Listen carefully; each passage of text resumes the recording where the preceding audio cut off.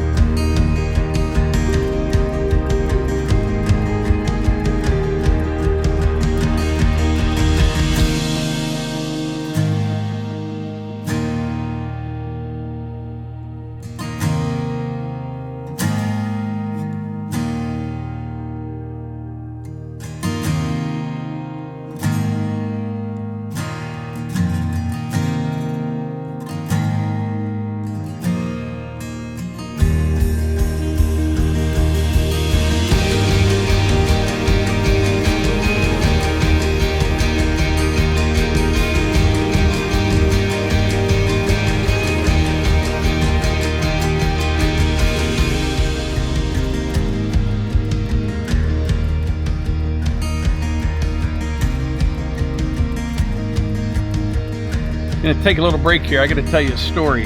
So to kind of bring you up to speed, I mentioned the other day a couple times in a video that daughter Hannah's Subaru is in the shop right now getting some body work done to it. It's supposed to take a couple days. Looks like it's going to take about 2 weeks. We'll have to see. So that left Melissa and I and Eva sharing the Jeep because Hannah has my truck out in State College. Well, today Melissa had to go one direction, I had to go another. So yesterday I said, you know what, I'm just going to rent a car for a week or whatever we need to do.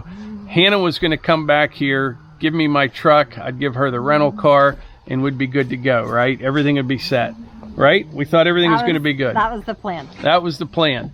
So I was over working at neighbor Cliff's, if you saw that last video, and I said, hey, I got to run out for just a little bit. I'll be back. I'm going to go rent a car. So I come over to the house here, and I called Enterprise Rental, and they have a location 5 miles from here. And I called the number of the local place, but it sends you to like a call center, right? So you get this call center. They had my number on file. I've rented cars from them before when we were on vacation and all that. And it took 20 minutes. You know, you're pushing all the buttons and all that stuff. And then you finally get to talk to a real person. They're like, how can I help you? I'm like, want to rent a car for a week or whatever. Okay, what do you want? I said, just like a small SUV or something. All right, we've got one of those. Good deal. We go through the whole thing. All the drivers over 25 years of age. This was 20 minutes on the phone. And we finally got it all taken care of. And they said, yep, we got it. Everything's set up. You can go out at 12:15 and pick up the rental car. Okay. So I had Eva run me out, go walking in Enterprise, and I'm like, hey, I'm here to pick up a car. I said, you know, what's your name? They asked. I told them. They're like, yeah, we don't have any cars. I go, what do you mean you don't have any cars? And they said, yeah, we don't have anything available right now. And I said, I just got off the phone with Enterprise, and they said everything was all set up. And he said, you know, I wish they would just send those calls here because they have no idea what we have and what we don't have. And I couldn't believe it. Normally I don't get excited, and I didn't in that case either.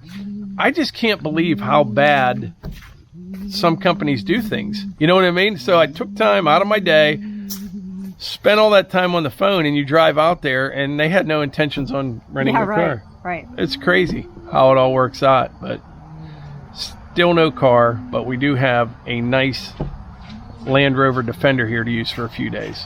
Yeah.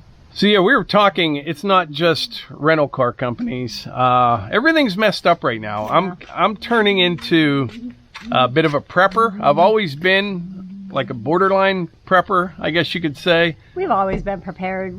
That's just the way we were raised. I was raised that way. Yeah. Mike was raised that way.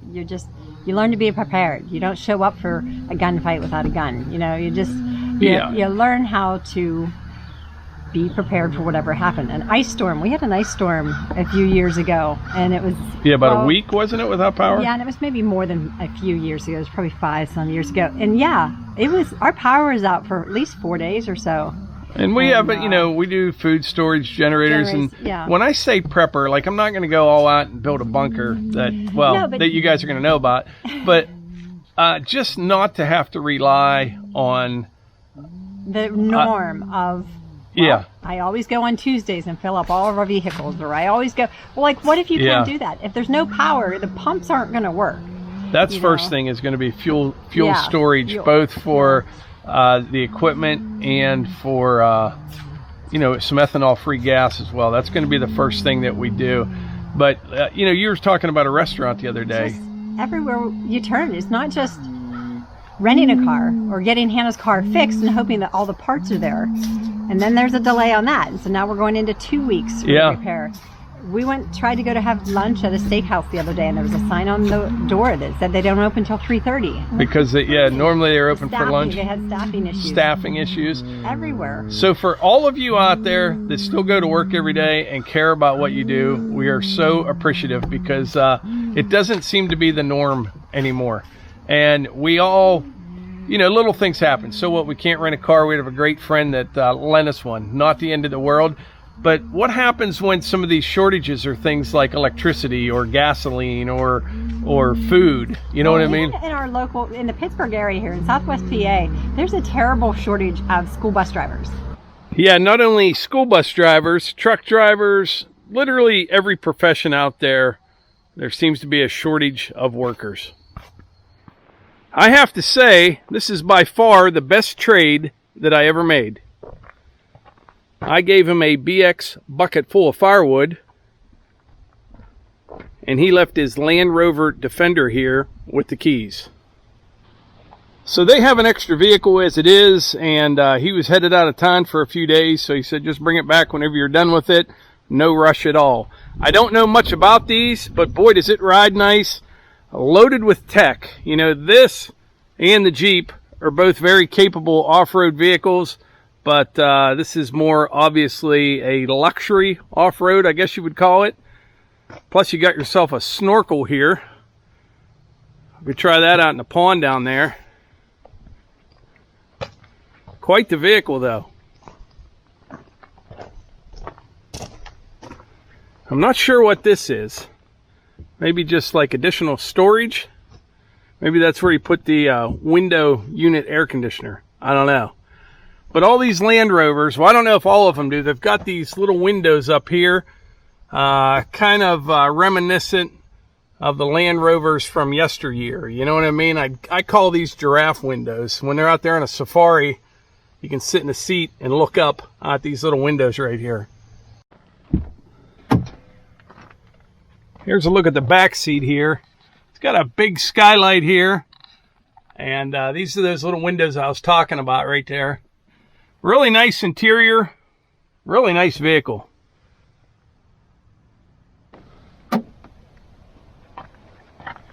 Take a look up front here.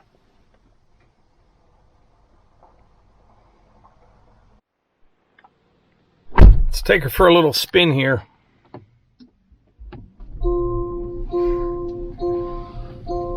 Look at this rear view mirror. It's like a high def camera. A nice screen right here.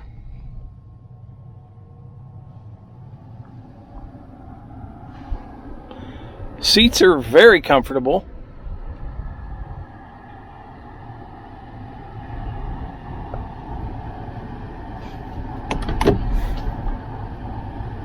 It's in drive. So I don't know if you're getting a glare there or not, but I just noticed so far this camera is staying on, and in this one, the objects in the mirror are farther away than they actually appear. I'm sure there's a way to turn that off, but I'm not going to mess with it.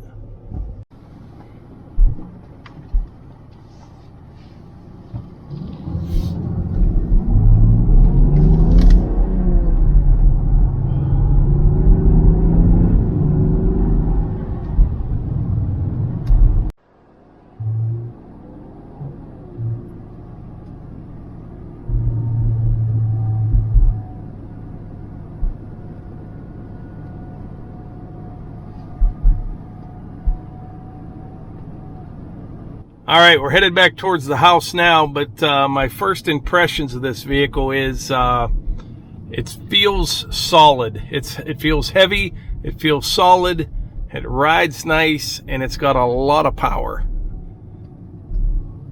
So even though it feels like a real heavy vehicle, it handles nice. It does. And it's, like I said, lots of power. You have to check and see what one of these weighs. One thing I noticed on the inside, though, I don't know, compared to the Jeep, there's just a lot of blind spots when you're looking around, like with the headrest and some of the pillars and things. Just, I don't know, not a big deal, but there are a lot of blind spots, it seems. But yeah, it rides nice, though. It's like a truck that drives like a sports car.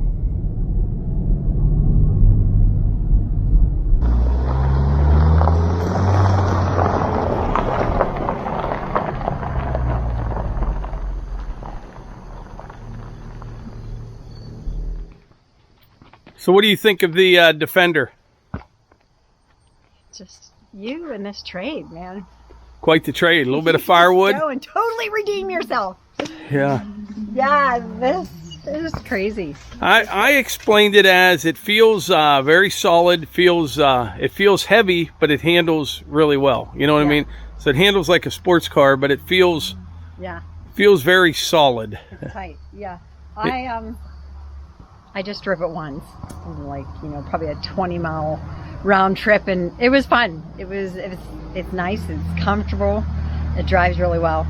The only thing I noticed, I found myself trying to look in the rearview mirror to see if there was anything in my teeth, or, you know, and every time I looked up in the rearview mirror, all I could see is the camera view of... Yeah, there's got to be a way, I'm sure you could turn that off. I'm sure there's an option, but yeah, they're a nice vehicle. It's like I said at the beginning, or earlier, I said both this and the Jeep are very off-road capable, but they're two totally different. You know, this is like a luxury off-road vehicle. For doctors, I think this is like for medical equipment. I thought it was for like a window mount air conditioner. Could be, or it could be like where you put syringes if you're a diabetic or something. Yeah, I think so. You know, they have this like in the or you could put hospital. Snacks or. Oh yeah, you could. That's a great idea. In fact, we could lock up some soda in here. And Hunter couldn't find it. Shh. That's a great idea. Let's do that. He's sitting right over there. Get one of these special little key. Yeah. Or Diet Coke in there. But anyway, we will. We'll have the Defender for a couple days. We should be getting Hannah's car back at some point, and get my truck back, get everything back to normal. But it's been a rough couple weeks. Yeah, but you can't complain now. You're driving a nice Defender. This is sweet. So yeah, this is how we ended up with this nice Defender to drive for a few days. Our friend Mike's a super nice guy. He came over for a little bit of firewood. I said, you know, just take it, because he wanted to pay me for it. I said, no, don't worry about it. And then we got to talking. I told him the story about the rental car and all that kind of stuff. And he said, I got a vehicle you can use. I'm like, no, we'll be fine. We'll get by. And he said, I'll be back in a little bit. So he went home, unloaded the wood, came back with his son and another vehicle, and left us this, which was very, very nice of him. Well, you want to wrap this video up? Yeah, thanks so much for watching. We sure do appreciate it. Thanks for being here. Make sure you're subscribed, hit the bell icon next to it, and go to our Facebook and Instagram, Outdoors with the Morgans for both Facebook and Outdoors with the Morgans for Instagram. Check it out. We make one post a day. We'd appreciate it if you follow along, comment, like. That'd be great. We'll see you on the next one. Thanks.